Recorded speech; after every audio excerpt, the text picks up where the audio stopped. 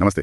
आज हम रामायण के दो बहुत जाने पहचाने भाई बाली और सुग्रीव उनकी कहानी में थोड़ा गहराई से उतर रहे हैं। जी हाँ, लेकिन आज हम उनकी लड़ाइयाँ या किष्किंधा की राजनीति पर बात नहीं करेंगे। नहीं, बिल्कुल नहीं, बल्कि उनके जन्म से जुड़ी एक कहानी पर। बहुत ही अनोखी, थोड़ी रहस्यमयी सी कहानी है। हाँ, ये एक ऐसी कहानी है जो अक्सर पृष्ठभूमि में रह जाती है, लेकिन उनके किरदारों को, उनकी शक्तियों को समझने के लिए ये बहुत अहम है। सही कहा।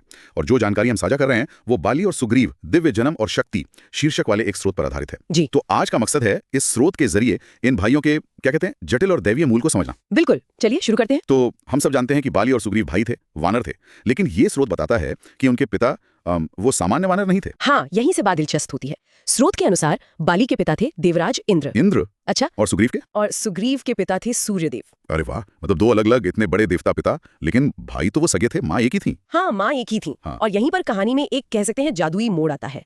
ये स्रोत वानर राज वृक्षराज का जिक्र करता है। वृक्षराज?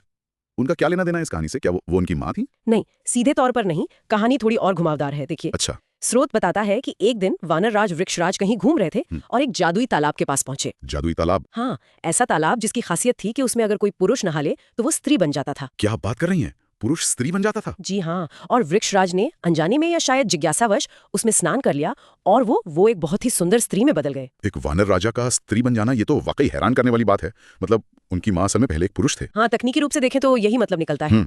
और कहानी आगे बढ़ती है कि इस असाधारण स्त्री रूप ने स्वर्ग में घूम रहे दो देवताओं का ध्यान खींचा। वही इंद्र और सूर्यदेव। बिल्कुल, इंद्र और सूर्यदेव दोनों ही उस सुंदर रूप पर मोहित हो गए। ओह, यहाँ कहानी और भी गहरी होती जा रही है। तो फिर बाली और सुग्रीव का जन्म वो कैसे हुआ? हाँ, तो स्रोत के अनुसार इंद्रदेव के संपर्क में उस स्त्री रूपी वृक्षराज के केशों से यानी बालों से बाली का जन्म हुआ। बालों से? शायद इसीलिए नाम बाली पड़ा। हाँ, ये संभव है। स्रोत इसी और इशारा करता है। और फिर सूर्यदेव के संपर्क से उसी स्त्री रूप की ग्रीवा से यानी गर्दन से सुग्रीव का जन्म हुआ। अच्छा, ग्रीवा से सुग्रीव, ये तो बिल्कुल नई जानकारी है मेरे लिए।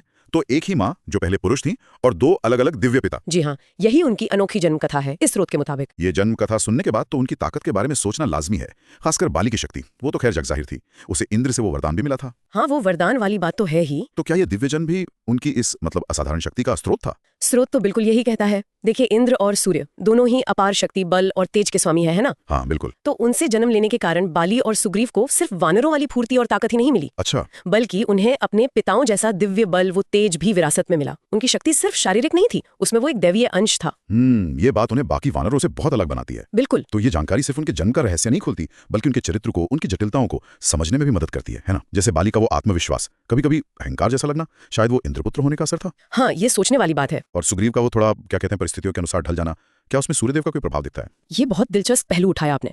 स्रोत सीधे सीधे उनके चरित्र का ऐसा विश्लेषण तो नहीं करता, लेकिन ये कनेक्शन बनाना स्वाभाविक लगता है। दिव्य जन्म अक्सर एक खास भाग्य या नियति से जुड़ा होता है। हाँ। उनकी जो शक्तियां थीं वो सिर्फ वरदान नहीं थी, वो उनके जीवन के हर मोड़ पर, उनके आपसी रिश्तों में, उनके संघर्षों में, सब पर असर डालने वाली थी। कह सकते हैं कि ये दैवीय विरासत उनके लिए एक बड़ा भार भी रही होगी। सही बात है। तो अगर हम संक्षेप में कहें तो बाली और सुग्रीव का जन्म एक जादुई घटना और दो प्रमुख देवताओं के हस्तक्षेप का नतीजा था, और इसी ने उन्हें वो असाधारण शक्ति दी और शायद उनके भविष्य का रास्ता भी तय किया। बिल्कुल सही। और यहाँ एक विचार मैं छोड़ जाती हूँ सोचने के लिए। हाँ, बताइए। कि क्या एक ही माँ और दो इतने अलग, इतने शक्तिशाली दिव्य पिताओं से जन्म लेना, क्या यही उनके बीच के गहरे भाईचारे के साथ साथ उनके भविष्य के उस भयानक टकराव का बीज भी था? क्या उनकी किस्मत उसी पल लिख दी गई थी जब इंद्र और सूर्य ने वृक्षराज के उस स्त्री रूप को देखा था? सोचने वाली बात है।